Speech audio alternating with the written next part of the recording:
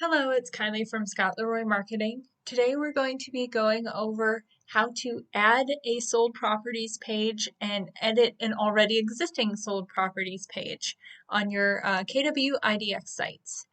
So the first thing we're going to do is get the actual page set up on the sites. So if you go into Command to the consumer icon, agent site pages, we're going to go ahead and create a new site. And we'll want this to display on my agent site. So we're going to create that page. And the first thing I always do is give it a title here. So then when we go and edit it later on, it's easier to find and it won't just appear as new agent site, all these other characters. So we'll just call this sold properties and I'll put test here. And so the first thing we're going to do is going to put a text box on the page. So if you saw what I did, I came over and clicked on content blocks and then clicked and dragged the text box over. From there, you'll need to add a widget to the page in order to save it. I always recommend adding the download my app page. It's small and you don't have to worry about updating any phone numbers or email address if that changes later on. So we're going to go ahead and add that. Now, before we edit any text or save anything, you're going to want to open Google Doc. And I recommend Google Doc just because it's always attached to your email and it's very simple to use. So in this case, I have a Google Doc that I've already created for this purpose, and I went ahead and listed some made-up properties here. Now, what you're going to want to do first is edit this Google Doc how you want it to appear on the site. So by that, I mean I'm going to go ahead, make this bold. If we want these bold as well, we can do that. And also, I want those centered. Let's overall just make that larger. So if you're happy with how it looks on this page, perfect. What you're going to want to do is go ahead and select all. And I'm doing that by hitting Control A, and then you're going to want to copy by hitting Control C. And you want to copy the entire page, and that includes the formatting that has been created.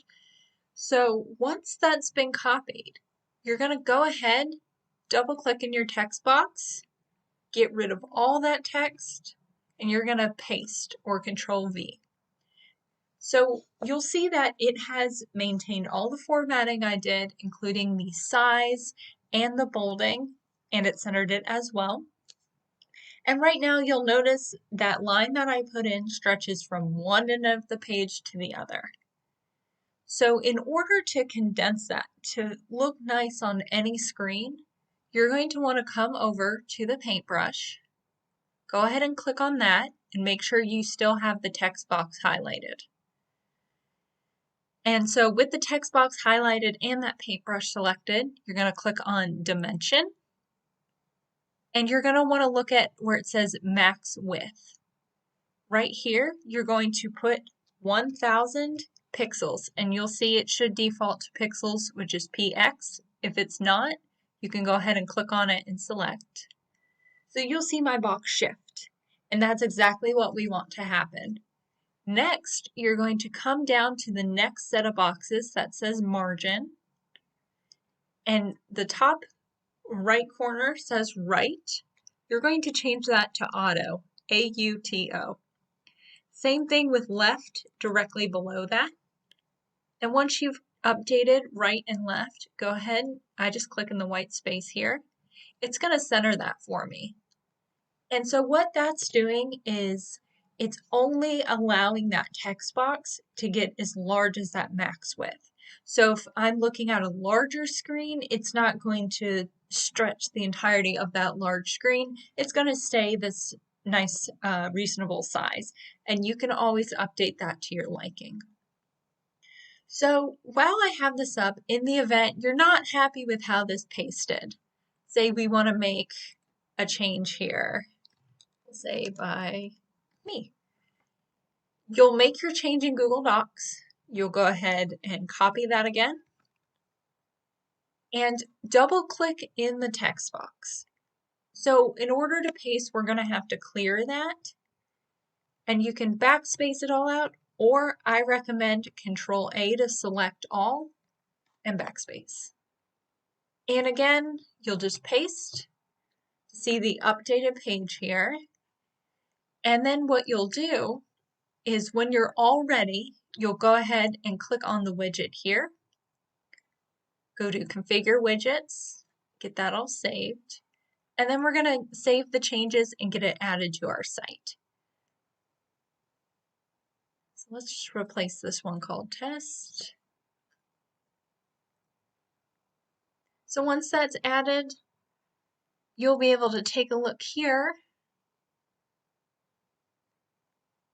and see the page.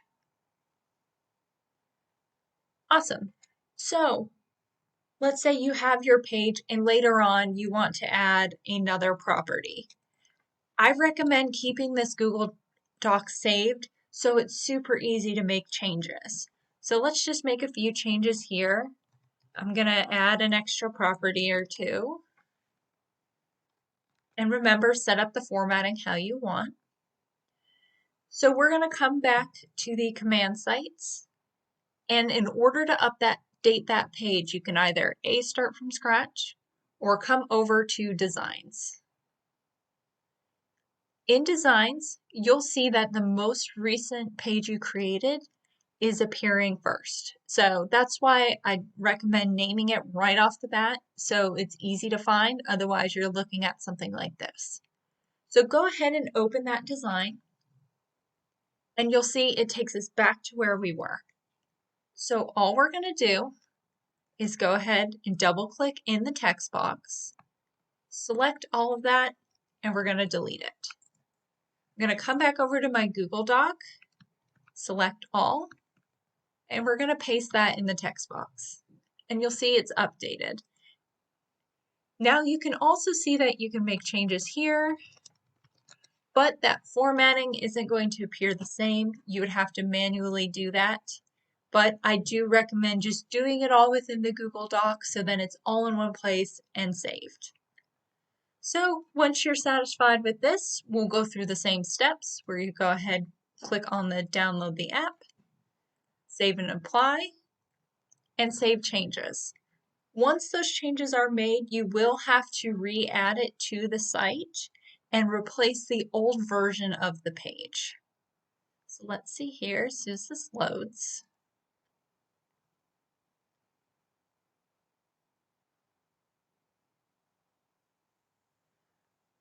Okay, so we're just going to replace it here. And the most recent one always appears on top.